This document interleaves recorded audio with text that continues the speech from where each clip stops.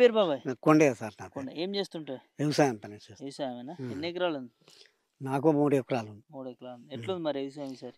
అదేంది ఇంకా ఇక్కడ మొత్తమే నాటు పెట్టలే, నాటు పెట్టలే? ఆసింగి పెట్టలే, ఆనకాలం పెట్టలే. ఎందుకే? నీళ్ళు లేక బావి ఎండిపోయింది. ఇప్పుడు చూసినా అట్నే ఉండాలి. ఆ, ఇక్కడ చెర్ల నీళ్ళు ఉంటే బావిలో నీళ్ళు ఉంటాయి. అవును. ఇట్లా చెప్తే మా సారు నీళ్ళు తెస్తే ఇట్లా శిల్కలు కూడా బారుకుంటూ వచ్చేది. ఏ సారు? కేసీఆర్, అది మన ఎర్రబెల్లి సార్. ఇక్కడ ఎర్రబెల్లి సారు, మీదికెళ్ళి కేసీఆర్. పైన కేసీఆర్, కింద ఇక్కడ ఎమ్మెల్యేగా ఈయన. ఇట్లా వస్తే మంచిగా నీళ్ళు ఉండే సముద్రం. ఆనకాలం పోయింది. ఆసింగ్ బాగా 2 ఎకరాలు 3 ఎకరాలు ఉత్తినే ఉంది ఆడ. ఇక గిడ గింత తీసుకుంటే ఇదే ఎండిపోయింది. బోర్ వేసుకున్నా 50,000 పెట్టి, 1,00,000 అయినా ఒక మోటార్ దానికి.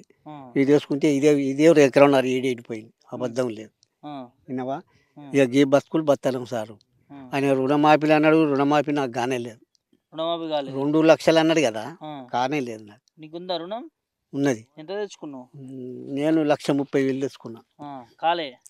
కావాలి కదా, మరి ఎందుకు కాలేదట? కాలే, అవి అట్నే ఉన్నాయి, విన్నావా? ఇక ఇప్పుడు ఇవన్నీ సార్ ఊళ్ళే అన్ని అన్న పనులు ఒక్కటి ఖాయం చేస్తలేడు సారు. చేస్తలేడు. లాస్ట్కి వచ్చే ఆ ఊళ్ళో పనులు అట్లా పెట్టి, కానీ ఇప్పుడు రైతులు మునిగే బియ్యం పండించేది కూడా ఆగమైపోయే కాలం వచ్చింది సార్. అంత ఎండిపోతున్నట్టు. ఎంత ఎండిపోయింది సారు. ఎండిపోయే ఆగమైతుంది. ఏముంది మాకు? ఏం లేదు. ఇక అడ్డికి భవిష్యత్తు అమ్ముకొని తిని సాగవలసింది తప్ప ఇంకో ముచ్చట్లేదు మాకు. అంత పెద్ద మాట అంటే బాబు. మరి ఏం చేస్తాం? మరి ఇంట్లో తిండికి లేనప్పుడు ఏం చేస్తాం సారు? నీయసుంటే మారాదు, వంటాడు 10 కిందికో మీదికో. అవి అమ్ముకోవాలి, కంట్రోల్గా పొట్టలు బియ్యం తెచ్చుకోవాలి, తినాలి, ఉండాలి. అంతే తప్ప ఏం లేదు మాకు. ఇక అంతేనా? పట్టించుకుంటలేరు ఇక్కడ. ఈ పట్టించుకుంటే మా ఎమ్మెల్యే గారు పట్టించుకుంటలేదు మేడం. వచ్చి చూసుకొని ఇక్కడ వచ్చి సభకు వచ్చి మాట్లాడి ఇట్లా చేస్తానా వస్తానా పోతున్నా అని అంటే మాకు తీరా ధైర్యం. అసలే వచ్చుడే లేదా మేడం. అక్కడ కన్యా ఇక్కడ పార్టీ ఆఫీస్ పెట్టి ఈడికే వస్తుంది, ఆడికెళ్ళి అటే పోతుంది. అంతే. అంతకు తప్ప ఇక మాకు ఇంకో ముచ్చట లేదు సార్. ఇక ఇప్పుడు ఆ పిల్లగాలు చెప్పినట్టు చాలా చోట్ల ఎండిపోతున్నాయి. ఎందుకు బాబాయ్ అంటే గతంలో ఇంతగానం ఎండలేదు, చూడలేదు మనం. అవును సార్. నీళ్ళు లేవు. నీళ్ళు ఉంటేనో ఒకసారి కాలం అభివృద్ధి చక్కగా ఎక్స్పర్ట్స్ అయినా కూడా నీళ్ళు వదిలితే చెల్లెల్లో నీళ్ళు ఉంటే బావుల్లో నీళ్ళు ఇచ్చేది, బోర్లకు బావులకు. ఇప్పుడు కాలం పరిస్థితి మంచిగా కమ్ముగా లేదు. ఈ కాలువలు అసలే పోయినాయి. కాలువలు అసలే పోయినాయి. అసలే లేవు. కొత్త ప్రభుత్వం మార్పు తెచ్చుకోరుగా అయ్యా. కొత్త ప్రభుత్వం ఎట్లుంది? కొత్త ప్రభుత్వం ముచ్చట నేను ఇప్పుడు చెప్పేది. అంతేనా? అదే ఇక పాత ప్రభుత్వం ముచ్చట సంతోషం అనే ఇప్పుడు ఆ పిల్లగాడు చెప్పి నేను చెప్తాను ఏమిటి.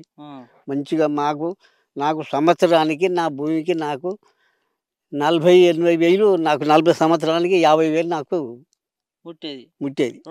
గవర్నమెంట్ సొమ్ము. ఇప్పుడు ముట్టిందా మరి కాంగ్రెస్ ప్రభుత్వం? ఏడ ముట్టింది?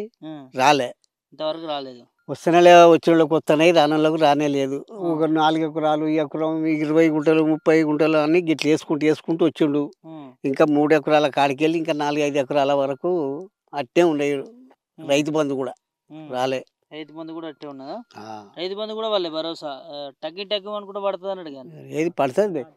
ఏదిగా కొన్ని 2 ఎకరాలకు అంతే, ఎకరానికి అరెకరానికి గిట్లు వచ్చింది మొత్తం. బల్లే ఇంకా అందరికి బల్లే. ఇక ఎన్నడెత్తాడు పోయి ఇంకా 30 తారీఖు వరకే లాస్ట్ అన్నాడు. మరి 30 తారీఖు పోయిందిగా. 30 తారీఖు పోయింది. మరి 30 తారీఖు పోయినాక ఇప్పుడు ఏం పడతాను ఇక వాళ్ళకి తెలుసు. పడతలేవు, పల్లె రాలేదని అంటారు. బ్యాంకు పోతారు, చూసుకుంటారు, పోతారు అంతే. ఎట్లా అనిపిస్తుంది కాంగ్రెస్ ప్రభుత్వం 6 గ్యారెంటీలు అని అవి ఇస్తున్నాం? ఏది ఇస్తలేరు సారు. అన్ని అబద్ధాలు. ఆయన అన్న మాట ఒక్కడి చెల్లిస్తలేరు సారు. వేస్ట్ కాంగ్రెస్ ప్రభుత్వం. ఇక ఏం చేస్తాడో కానీ ఇప్పటి వరకు అయితే ఆయన అనుకున్న పని ఏది కూడా చేయలేదు. ఇప్పుడు ఫ్రీ బస్సు పెట్టిరు, అది అవుతుంది కానీ ఫ్రీ బస్ ఎందుకు? అది ఫ్రీ బస్ అని పెట్టి ఆయనకు నెలకు 3 కోట్లు డీజిల్కే కడుతుండే. ఆయన పనితనం అదే, అంత తప్పి ఏం లేదు. అంతేనా? మరి గ్యారెంటీల పేరుతోని ఇప్పుడు ఫ్రీ కరెంట్ అంటున్నారు, 500 సిలిండర్ వస్తుంది అంటున్నారు. 500 సిలిండర్ 950 కడుతున్నాం సార్. సిలిండర్ గ్యాస్ 950 కడుతున్నాం. అకౌంట్లో పడితే అన్నాడు. ఎన్నిసార్లు పోయి అకౌంట్ చూసుకున్నా ₹1 పడతలేదు.